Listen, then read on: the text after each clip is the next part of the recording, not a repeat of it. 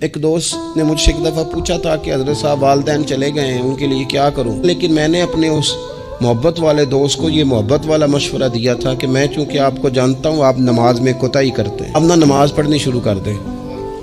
وہ کہنے لگے جی وہ تو میں پڑھوں گا، والدین کے لیے کیا کروں؟ میں نے کہا نماز پڑھیں، ہر نماز کی آخری رکعت میں کہو گے نا ربنا اغفر لی ولی کہو گے نا ہر نماز میں، تو کتنا بڑا اجر ملے گا آپ کے والدین کو۔ اور پھر وہ سارا اسلوب کہ پہلے آپ نے قیام کیا، پھر آپ نے رکوع کیا، پھر آپ نے سجدہ کیا، پھر آپ اتحیات میں بیٹھے، پہلے آپ نے اللہ کی بارگاہ کے اندر اس کی عبادت کرنے کا دھم بنا، پھر اس کی وحدانیت کی شہادت دی، پھر اس کے محبوب پر درود پڑھا، اتنے سارے کام کر کے اب آپ نے آخر میں کہا ربنا اغفر لی والی والدیہ، یا اللہ مجھے بخش دے اور میرے والدین کو بخش دے۔ تو